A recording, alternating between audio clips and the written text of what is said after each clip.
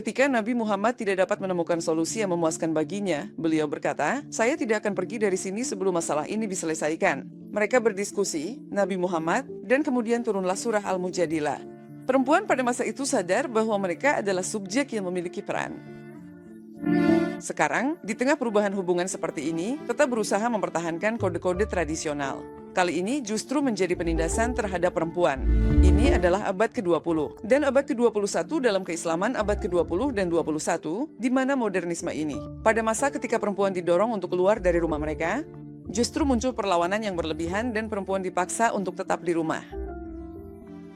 Kita jadi terseret pada pemahaman seolah-olah inilah satu-satunya bentuk agama.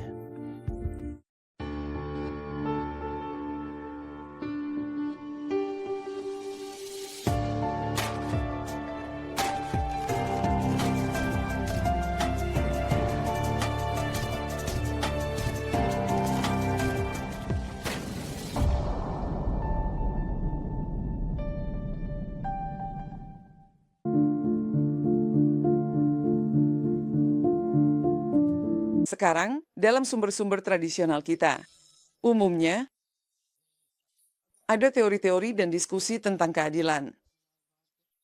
Namun, ketika membahas keadilan dalam isu laki-laki dan perempuan, biasanya pendekatannya seperti ini. Jadi, keadilan adalah menempatkan sesuatu pada tempat yang seharusnya. Artinya, tidak menempatkan sesuatu lebih rendah atau lebih tinggi dari yang seharusnya. Mereka membayangkan atau memahaminya seperti itu.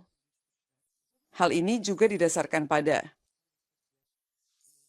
khususnya ketika menafsirkan keadilan dalam hubungan antara laki-laki dan perempuan, bahwa Allah menciptakan laki-laki lebih unggul dari perempuan dan menempatkan laki-laki secara hierarkis di atas perempuan. Dan perempuan dianggap lebih lemah dibanding laki-laki, lebih membutuhkan perlindungan, sedikit lebih pintar dari anak-anak tapi tetap kekanak-kanakan. Karena mereka berpikir bahwa perempuan diciptakan dengan fitrah seperti itu. Jadi, secara hierarkis, perempuan didefinisikan sebagai kategori yang lebih rendah dari laki-laki. Dan hal ini sangat sesuai dengan pemahaman keadilan para ulama Islam kita. Maksudnya, mereka itu, ya, karena Allah menciptakan seperti itu. Kita harus menerimanya seperti itu, dan ketika membuat keputusan atau menafsirkan sesuatu, kita harus memutuskan berdasarkan hal tersebut. Mereka berpikir bahwa menafsirkan sesuai dengan itu akan lebih adil. Karena gagasan tentang kesetaraan pada masa itu. Pada masa ketika topik-topik ini dibicarakan, tidak ada perdebatan tentang kesetaraan. Tidak ada gagasan tentang kesetaraan. Jadi, ini bukan hanya antara laki-laki dan perempuan, bahkan di antara laki-laki pun tidak ada gagasan tentang kesetaraan. Karena masyarakatnya berlapis-lapis, ada hierarki, dan hierarki ini dibentuk sesuai dengan kondisi zaman itu. Hierarki-hierarki tersebut, hierarki-hierarki ini juga dilegitimasi oleh agama, menjadi hierarki yang diterima. Oleh karena itu, perempuan. Membayangkan perempuan sebagai makhluk yang dipimpin oleh laki-laki, dianggap lebih lemah dari laki-laki. Membayangkan seperti itu dan menempatkan perempuan pada status di bawah laki-laki, bagi para ulama Islam kita, dianggap sebagai sebuah penerapan di mana keadilan terwujud, dipandang sebagai sebuah pemahaman. Kita sedang membicarakan sesuatu yang terjadi di masa lalu. Di sini ada sudut pandang yang bersifat kontekstual sesuai zamannya. Ketika kita melampaui peran-peran tradisional, jika kita melihat ke era modern, bagaimana kita bisa mengubah hal ini ke bentuk yang berbeda? Atau bagaimana agama memandang hal ini? Sebenarnya, agama sendiri tidak memandang, kitalah yang menafsirkannya. Jadi, kita perlu membuat pembedaan ini.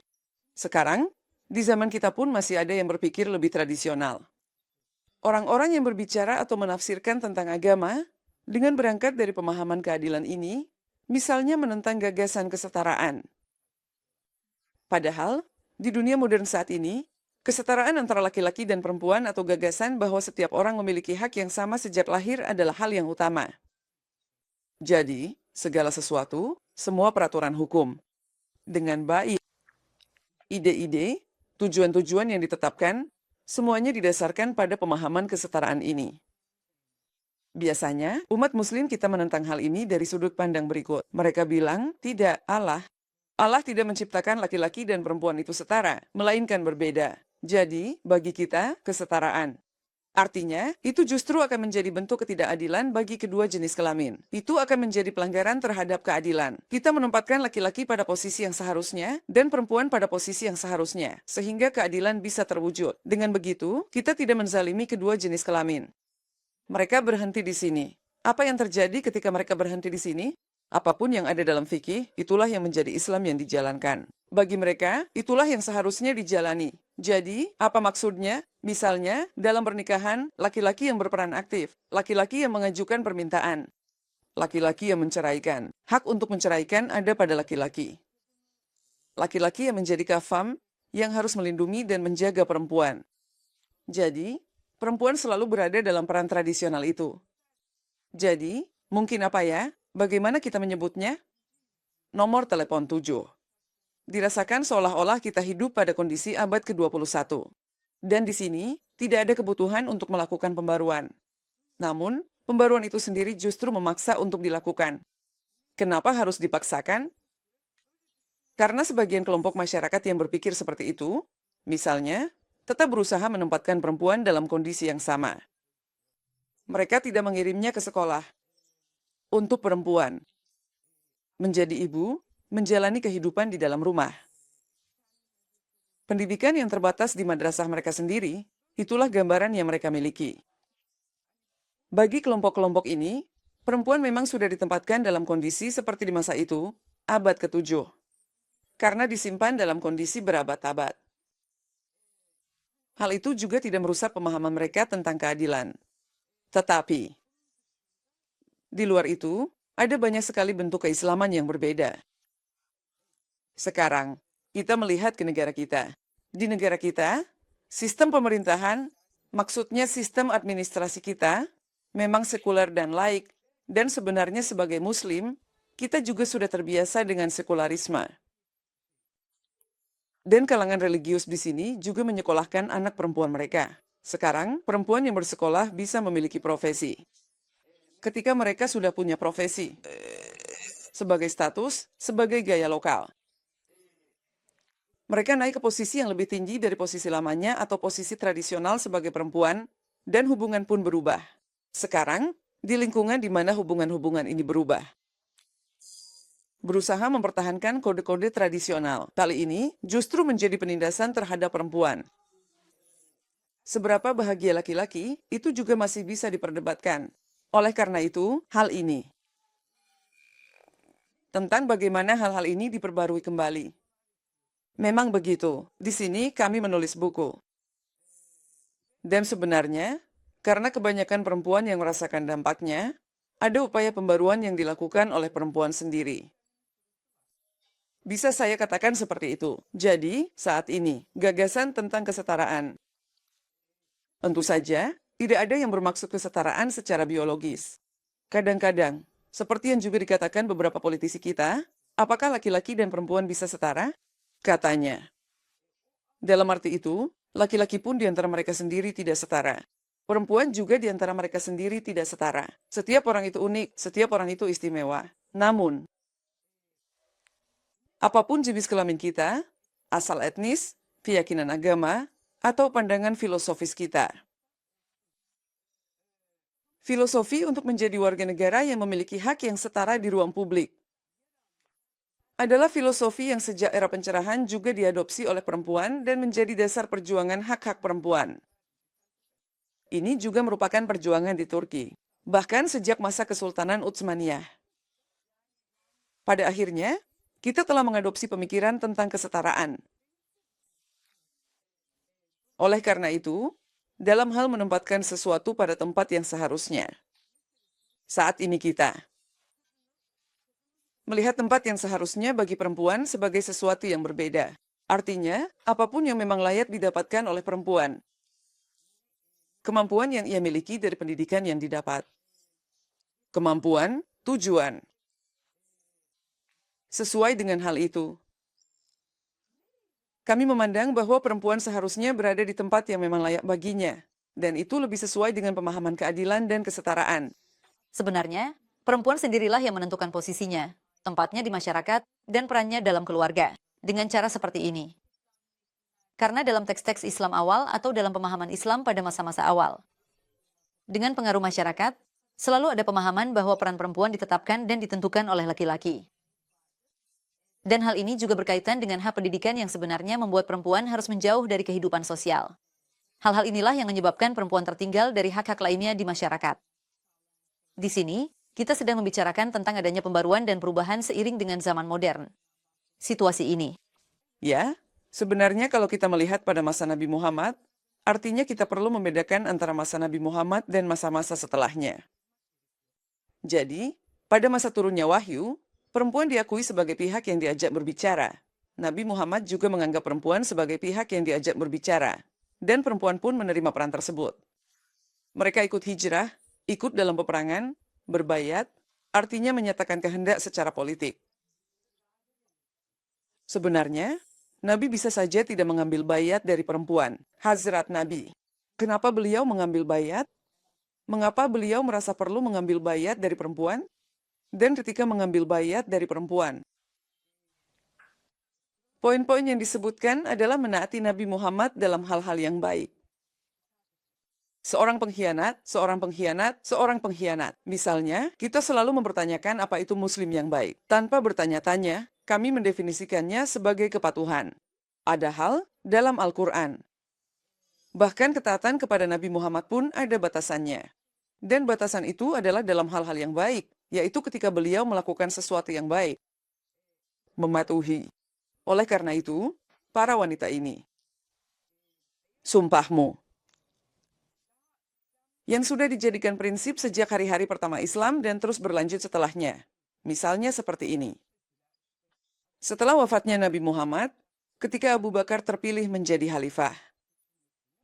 Misalnya, Fatimah menentang dan sampai wafatnya, Fatimah tidak membayat Abu Bakar. Artinya, beliau menggunakan haknya untuk memilih secara politik. Kita juga tahu kisah Haula. Ia mengadukan perilaku suaminya terhadap dirinya. Ia meminta Nabi Muhammad untuk menemukan solusi. Ketika Nabi Muhammad tidak bisa menemukan solusi yang memuaskannya, ia berkata, "Saya tidak akan pergi dari sini sebelum masalah ini diselesaikan." Ia berdebat dengan Nabi, dan kemudian turunlah surah Al-Mujadilah. Artinya, perempuan-perempuan pada masa itu sadar bahwa mereka adalah subjek. Semua orang sadar akan hal ini dan mereka bertindak sebagai subjek, bukan sebagai objek. Mereka berusaha menyelesaikan masalah mereka. Mereka melibatkan Nabi Muhammad dalam urusan mereka, atau mereka berjuang dengan orang lain. Sekarang, ini adalah pengalaman sejarah yang sangat otentik dan nyata. Namun, hal ini tidak terulang kembali. Periode yang kita sebut sebagai masa fitnah sebenarnya adalah masa di mana semua orang menjadi lebih tertutup dan perempuan menjadi lebih tertutup lagi. Namun, misalnya, mereka tidak bisa mencegah hal ini. Contohnya, ibadah haji saat ini. Artinya, Muslim yang pergi haji atau umrah melihat hal ini. Dengan baik. Inilah soal privasi, cerita bahwa perempuan dan laki-laki tidak boleh bersama, harus duduk terpisah, kisah tirai, pemisahan antara harem dan selamlik. Semua itu tidak ada di lingkungan umrah. Artinya, di Ka'bah, di Mekah, hal itu tidak ada. Lalu, apa yang ditunjukkan oleh hal ini kepada kita? Artinya, pemisahan sosial antara perempuan dan laki-laki secara terus-menerus. Kalau ini adalah prinsip dasar dalam Islam, kenapa di Ka'bah tidak ada penerapan seperti itu? Ketiadaan aturan ini di sini menunjukkan bahwa hal tersebut sebenarnya bukan pengetahuan dasar. Memang, ini adalah sesuatu yang ditujukan khusus untuk istri-istri Nabi. Jadi, maksudnya, itu pun sudah jelas. Setelah suatu masa, jika ada orang yang ingin meminta sesuatu dari kalian, hendaknya mereka memintanya dari balik tirai. Masalahnya seperti itu. Padahal itu adalah aturan khusus, diterapkan hanya untuk mereka dan posisi hierarkis mereka. Tapi keadaan kita sekarang malah seperti, seolah-olah apa yang diperintahkan kepada mereka juga berlaku untuk kita. Dengan berpikir bahwa, pasti ini juga mengikat perempuan mukmin lainnya. Ini adalah periode pertama yang menggambarkan sosialisasi pria wanita. Contohnya, mereka membatalkan itu dan malah membuka jalan untuk pemisahan sosialisasi antara laki-laki dan perempuan. Namun, Hazrat, pada masa beliau, Di masjid pun laki-laki dan perempuan bersama-sama dalam setiap suasana. Jadi, di sana kita benar-benar melihat contoh nyata bagaimana laki-laki dan perempuan bersosialisasi bersama. Kita melihat contohnya di situ. Ini adalah hal yang sangat menarik. Namun entah kenapa, hal ini selalu disampaikan kepada kita dengan cara yang dipelintir. Jadi, selalu saja, ayat tentang tirai, ayat tentang jilbab. Melalui ayat-ayat ini sepenuhnya dibentuk hukum pemisahan, dibuat sistem pemisahan. Ini juga seberapa besar manfaatnya. Tapi kerugiannya bagi perempuan adalah ini. Misalnya, masalah pendidikan. Itu jadi bidang yang lebih banyak diminati laki-laki. Hanya di keluarga alim saja, anak perempuan juga bisa menikmati pendidikan itu. Misalnya, pada masa Mamluk, kita melihat banyak perempuan yang berkecimpung dalam bidang hadis. Beberapa guru hadis terkenal memiliki guru perempuan yang mengajarkan hadis kepada mereka, tempat mereka belajar hadis. Jadi, meskipun semua itu terjadi, perempuan tetap bisa menunjukkan eksistensinya. Tapi ini, abad ke-20 dan abad ke-21. Dalam keislaman abad ke-20 dan 21, maksudnya di era modern di mana perempuan. Pada masa ketika modernisme berusaha menarik perempuan keluar dari rumah mereka, justru muncul perlawanan yang sangat kuat. Dan kita jadi terdorong pada pemahaman seolah-olah perempuan harus berada di rumah. Seakan-akan itulah satu-satunya bentuk agama. Padahal, kalau kita melihat ke masa lalu, itu bukan satu-satunya bentuk. Satu bentuk dan akhirnya berubah menjadi sesuatu yang dianggap sebagai dasar agama yang tidak bisa dihindari. Seolah-olah satu-satunya hal yang akan menjaga dan memperkuat agama adalah perempuan tetap tinggal di rumah. Bahkan terlihat seperti perempuan harus benar-benar dihapus dari kehidupan sosial. Di sini, Pak, dalam kehidupan sosial. Perubahan peran perempuan, sebenarnya yang paling dikhawatirkan adalah soal kerusakan struktur keluarga. Secara umum, perempuan aktif dalam kehidupan sosial, ikut serta dalam pendidikan, masuk ke dunia kerja. Ada kekhawatiran hal itu akan mengganggu struktur keluarga. Biasanya, kritik atau komentar seperti ini sering muncul terhadap situasi ini. Menurut Anda, apakah profil ibu yang bekerja ini akan merusak struktur keluarga? Masalah yang paling ditakuti adalah seolah-olah semua keseimbangan akan rusak dan akan membawa pandangan negatif terhadap agama. Bagaimana perubahan peran ini memengaruhi keluarga? Menurut Anda bagaimana? Sekarang, pertama-tama kita harus melihat hal ini. Maksud saya, di masyarakat agraris pedesaan, perempuan memang selalu bekerja. Bahkan, mereka bekerja sampai-sampai tidak sempat mengurus anak-anaknya. Anak-anak entah dibawa ke ladang atau dititipkan kepada anak yang lebih besar di rumah atau kepada orang tua. Jadi, misalnya begini. Di masyarakat agraris tradisional, keterlibatan perempuan sebagai tenaga kerja gratis di bidang pertanian. Itu sudah sangat diterima sehingga tidak ada yang membahasnya dari sudut pandang agama. Maksud saya, misalnya, kenapa perempuan-perempuan ini dibawa ke ladang? Bukankah itu dosa? Tubuh mereka lebih lemah. Mereka sangat kesulitan, tidak bisa merawat anak-anaknya. Di rumah, anak-anak jatuh ke api, entah apa lagi yang terjadi. Jadi, di desa-desa seperti ini ada banyak sekali cerita. Tapi tidak ada yang membahas soal perempuan yang bekerja sebagai buruh tani seharusnya tidak bekerja, duduk di rumah dan mengurus anak-anaknya. Apa yang sedang kita bicarakan? Yang dibicarakan adalah perempuan bekerja di posisi-posisi di mana statusnya meningkat dan setara dengan laki-laki. Kenapa kita membicarakan hal ini?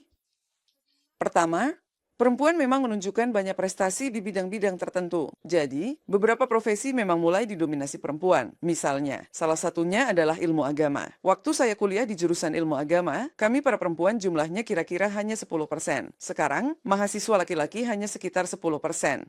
Jadi, ilmu-ilmu agama sekarang dikuasai oleh perempuan. Saya tidak tahu seberapa khawatir mereka tentang hal ini, tapi menurut saya sendiri sangat senang dengan itu.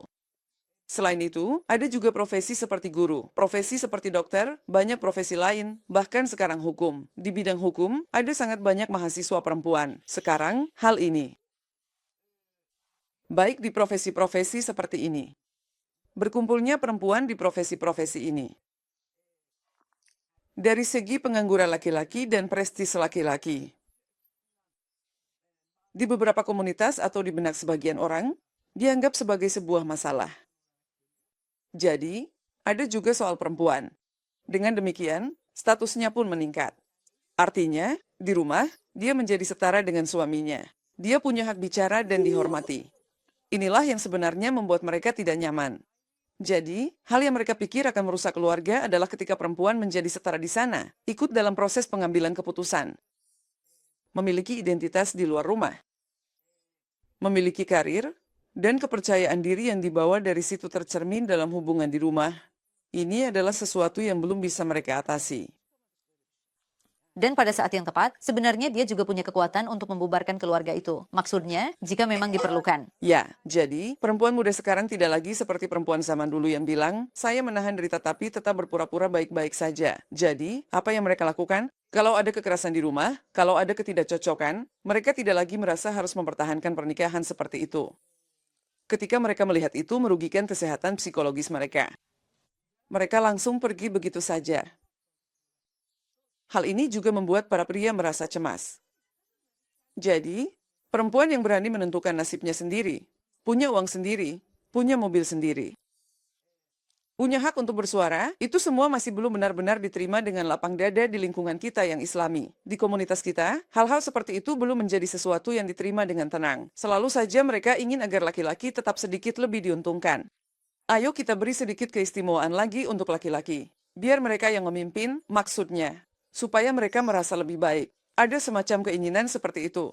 Supaya ego mereka terpuaskan, begitu ya, Pak? Bukan, maksud saya, mereka menganggap sifat laki-laki itu memang seperti itu secara fitrah. Jadi, laki-laki memang punya fitrah seperti itu. Jadi, mari kita tempatkan dia di posisi yang sesuai dengan fitrahnya supaya dia merasa baik. Agar dia tidak mengalami krisis kelelakian. Ada pemikiran-pemikiran seperti itu. Saya juga melihat, misalnya, dalam tren pengembangan diri yang baru-baru ini. Hal-hal yang diadopsi oleh kalangan religius kita juga seperti itu.